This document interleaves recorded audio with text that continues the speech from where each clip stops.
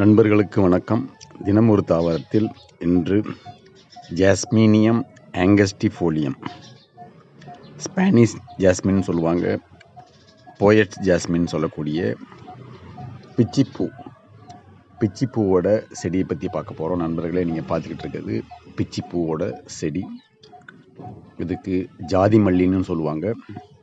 இந்த பிச்சிப்பூ அதிக அளவில் மாலை கோர்க்கிறதுக்காண்டி உபயோகப்படுத்துவாங்க. மாலையில் கட்டுற பூவை உபயோகப்படுத்துவாங்க. இதில் இந்த பிச்சிப்பூ பார்க்குறீங்க, மல்லிகைப்பூ மாதிரியே இருக்கும். இதோட காம்புகள் கொஞ்சம் நீளமாக இருக்கும். இதோட பூக்களுக்கு கீழே பார்த்தீங்கன்னா ஒரு சிவப்பு நிற கோடு மாதிரி இருக்கும் பார்க்குறதுக்கு. இதோட மொட்டுக்கள் பார்க்குறீங்க, அந்த மொட்டுக்கள் லேசான சிவந்த நிறத்தில் பார்க்குறதுக்கு தெரியும். இந்த பிச்சிப்பூவில் மருத்துவ குணங்களும் அதிகமாக இருக்குது.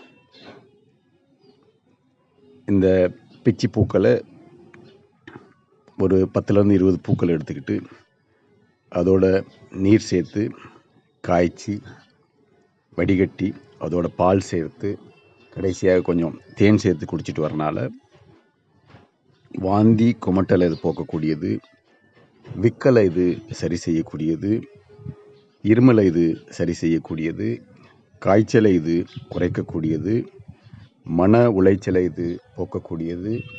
இரவு நேரத்தில் இந்த தீநீரை குடிச்சிட்டு வரனால நல்ல உறக்கத்தை இதை கொடுக்கக்கூடியது.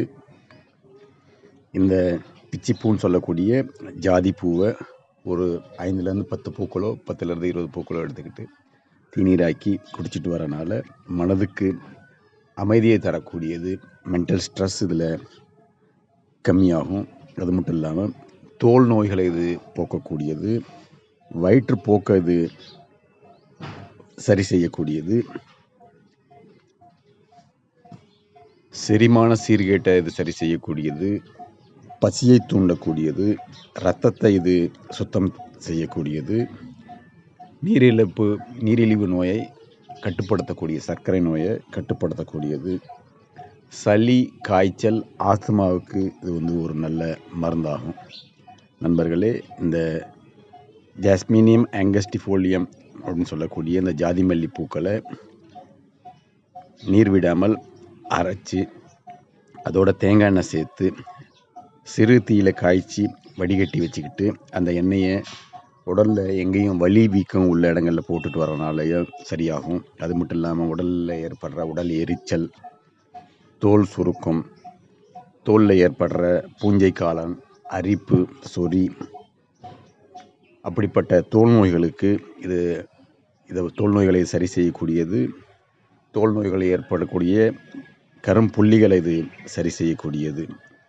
நண்பர்களே, இந்த ஜாதி மல்லி செடியோட இலைகள் பார்க்குறீங்க. இந்த இலைகளை கொஞ்சம் எடுத்து அதை நல்லா மையாக அரைச்சி நல்லெண்ணெயில் சேர்த்து சிறு தீயில காய்ச்சி வச்சுக்கிட்டு அந்த எண்ணெயை தலைக்கு தேய்ச்சி ஒரு 1/2 மணி நேரம் கழித்து குளிச்சுட்டு வரனால தலை பொடுகு இது போக்கக்கூடியது. சொரியாசிஸ் நோய் உள்ளவங்க இந்த எண்ணெயை தொடர்ந்து போட்டுட்டு வரனால நல்ல பலன் கிடைக்கும். இதே எண்ணெயை இரவு நேரங்களில் கால் ஆணி உள்ள இடங்களில் ஒரு பஞ்சில் நனைச்சி அந்த கால் ஆணி உள்ள இடத்துல கட்டிட்டு இரவு படுத்து காலையில் அவுத்துட்டு வரனால, தொடர்ச்சியாக அப்படி செஞ்சுட்டு வரனால அந்த கால் ஆணியை சுற்றி உள்ள சதைகள் மிருதுவாகி காலாணி சரியாகும். இந்த நல்லெண்ணெய் சேர்ந்த இந்த ஜாதி மல்லி இலை எண்ணெயை தலைக்கு சேர்த்து தலைக்கு தேய்ச்சி ஒரு 1/2 மணி நேரம் கழிச்சு குளிச்சுட்டு வரனால தலை பொடுகு அது போக்கக்கூடியது. அது மட்டும் இல்லாமல் இதே எண்ணெயை காது வலி, காதில் சீல் வெடிகிற டயத்தில் இதை போட்டுட்டு வரனால காது வலி குணமாகும். காதில் உள்ள ஏற்படுற வீக்கத்தை இது சரி செய்யக்கூடியது. காதில் சீல் வடிதலை இது போக்கக்கூடியது. காது வலி இருக்கும் போது ஓரிரு சொட்டு காதில் விடுறனால காது வலியை இது சரி செய்யக்கூடியது. நண்பர்களே, ஜாஸ்மினியம் ஆங்கஸ்டிஃபோலியம் சொல்லக்கூடிய இந்த பிச்சிப்பூவோட வடமொழி பேர் ஜங்கிலி சமேலின்னு சொல்லுவாங்க. இந்த பிச்சிப்பூ செடிகளை வீட்டில் அழகுக்காண்டியும் வளர்க்கலாம். அப்படி வளர்க்குறப்ப இதோட நறுமணம் ரொம்ப நல்லது. உடம்புக்கு ஒரு அரோமா தெரப்பின்னு சொல்லுவாங்க. அந்த நறுமணமே ஒரு மருந்தாக செயல்படுது. அது மட்டும் இல்லாமல் இது தினசரி கிடைக்கக்கூடிய பூக்களில் ஒன்று. தினசரி பூ பூத்து கொண்டே இருக்கும். அப்படிப்பட்ட இந்த ஜாதி மல்லி செடியை வீட்டில் ஒரு அழகுக்கான ஒரு செடியாகவும் வளர்க்கலாம்.